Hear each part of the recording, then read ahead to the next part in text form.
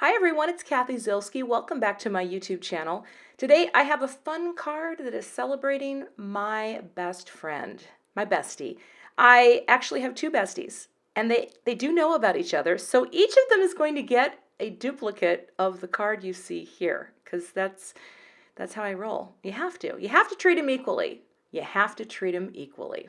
All right, let's take a look at the products that I am using today. Now this is the set, it is called Bestie, and I created this set to celebrate friendships. Lots of sentiments, lots of goofy things on here. Roses are red, violets are blue, you are the bestie. And then on the inside, so it doesn't rhyme, but you're still my bestie forever.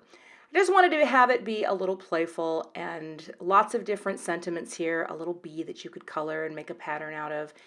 And there are also coordinating dies to cut out a handful of the larger type elements. Today I will be using this little heart die from Hero Arts. Got a little blingy sequin clear mix here. I'm going to be using some Brutus Monroe Alabaster white powder and some Versamark ink. And I'll be using my Mijello Mission Gold watercolors. Getting some practice with these, and also these little swatch cards. I'll include a link below in the supplies, so if you want to download them, you can. And I have one fancy brush here, the Escoda Versatile. Love this thing, but any brushes will work. For cardstock, I have some Gina K heavy base weight, some B watercolor paper, and just a little Simon Says Stamp Vellum, and some Gina K Tangerine twist. So those are my cardstocks that I'll be using to create this card. Now I'm starting out by wetting down my watercolor. I've taped it all down, and I'm still pretty new to watercolor, so I just wet it down because I thought, well, I've seen other people do it. You know what I mean? But I really just wanted to get a start and get some color down. Now, I think these Mission Gold colors are gorgeous, but I'm keeping it simple. I'm doing just a very modified rainbow. Roy G. I'm going red, orange, yellow, and green. Now in between each, I'm going to dry them. The reason I want to do this is because I want there to be more of an overlap. I don't want it to blend quite as much. I want there to be a clearer line between the color. So that's what I'm doing. And I'm going with a couple rounds of water for the first two because I think red and orange are so similar. But then I'm going to switch it out and get some clean water. Because, you know, why risk it? I still don't understand which jar is supposed to be clean, and I keep two jars off to the side. You can barely see them there. But inadvertently, I always put my brush in the wrong one, and then everything turns to mud, and yeah. But now I'm coming in with the yellow, and I just use the palette inside the Mijello set to just mix things out and dry everything in between. The last color is this cool green, and I will again have everything linked below, including this set. This is a really great set, and I have another video that I will also link where I set up my colors because, again, this was my first big watercolor splurge. I have a couple sets at home, but this is the first big one, and I think it's just, the colors are fantastic. So once that's all down, we're just going to dry it. And then I came in with a distress sprayer. I wanted to wet it all down again to see if the colors would soften a little bit. They really didn't, and that's okay. So I'm going to set that aside to dry. Now I'm going to get working on the sentiment. So I'm just going to use Bestie, and I've got my Gina K Tangerine Twist cardstock. Of course, I'm going to use my Embossing Magic Pad, this powder bag, to get all of the static and oil off the page, because you just want your powder to stick to the sticky things, and that's where the Versamark comes in. So I'm going to give that a good press down. And I'm going to do two. I always do a couple if I've got the space on the cardstock because I tend to make mistakes. And so there's nothing wrong with having a backup. One might look better than the other. So, you know, give yourself the backup. Call for backup. You know what I'm saying? Okay. Now I'm going to add my powder on here. Tap it off and add a little bit more on just to get a good coating on the words. And if anything does stick, you know, the powder bag really does help, but you can just take a dry brush because you can see that little bit up there. See, that's where the powder bag is so great, because if you have that problem all over, get the powder bag. The powder bag helps to take care of that. And now I just fold my paper and pour it in. That's my preferred method. Yes, I have to wipe away with the Swiffer pick up, but it's a great way to quickly get your powder back in. My heat tool's nice and hot. I hold the paper with a clothespin. I learned that from Gina K Designs because she's awesome.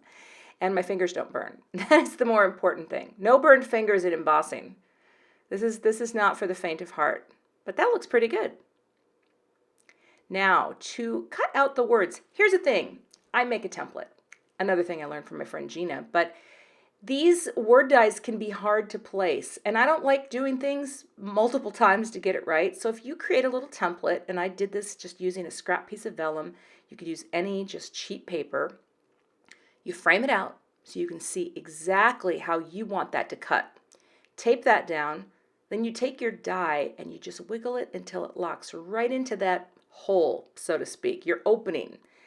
And that means it's going to cut perfectly, or at least better than if, well, for me, it cuts way better than if I just try to line it up on my own. So there you go. I love using templates for dies like this. Now I'm bringing in this little heart die and another scrap of vellum here because I want my little sentiment. It says love you, because I want this card just to be very simple. Love you, bestie. And I'm getting it kind of lined up there exactly how I want it. I'm going to pick it up with the Misty Door, and then I will go ahead and take the static off the vellum. Not that I expect there to be much, but again, better safe than sorry. Using a tiny Versamark pad. I have a lot of ink pads.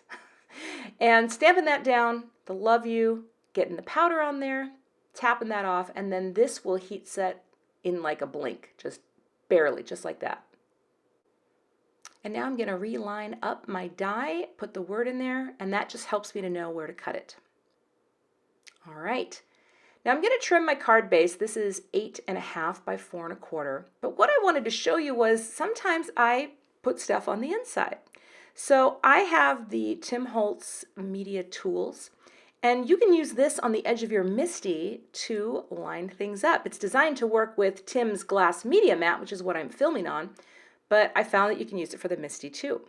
And I'm going to stamp this little sentiment that also comes from the set just with some of the Gina K Tangerine Twist ink so that it will match my Bestie perfectly. Looks pretty good. Now I'm going to add a little bit of thin foam adhesive to the back of Bestie so that can have a little dimension on the card. And next I'm going to peel off all the tape from the panel. Now sometimes if your panel is perfectly dry and straight, great. If not, you can always fold it, put it between some cheap copy paper or cardstock and just run that through your die cut machine to flatten it further. Now I went ahead and trimmed it to 3 3/4 square on all sides, so that it will have this nice white, oh, look at that space. I love it. Now I'm going to use a little sticky scrapbook adhesives to add my fun foam, because I like to use fun foam on my cards. It's a nice even dimension. And I like to place that down with the sticky tape, but then I like to use liquid adhesive for the foam to the card base application, because you can move it and slide it a little bit until you get it just perfect. And I love that. Look at that beautiful white frame. So pretty. And I'll just put an acrylic block on that to let it set up.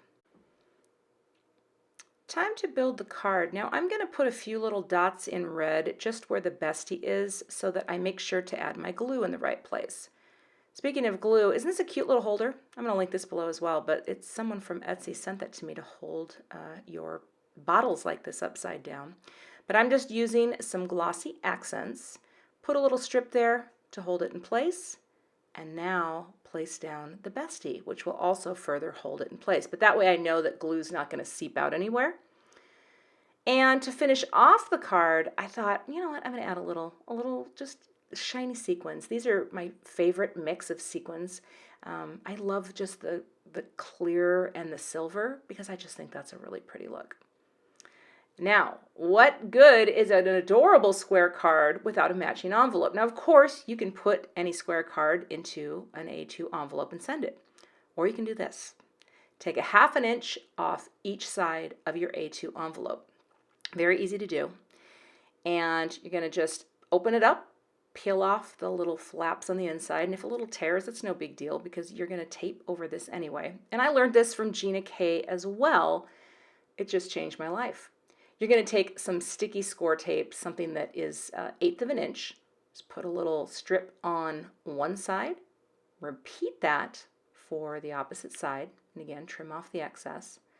And then you just peel the backers off of the score tape, fold up your envelope, press, and seal.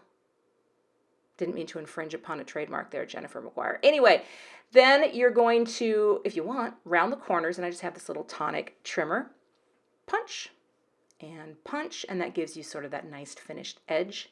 And now you have a perfect little square envelope for your adorable square card. Of course, if you are going to mail these, you need to tape them up really good and make sure you add at least 19 cents additional postage. I just throw in 2 stamps because I like to live on the wild side. And that is my finished card project. So I hope you enjoyed watching this tutorial. It's a simple watercolor process and a very fun sentiment-filled set to celebrate your bestie. I'd love to have you become a subscriber, and I will see you back here again with another card project soon.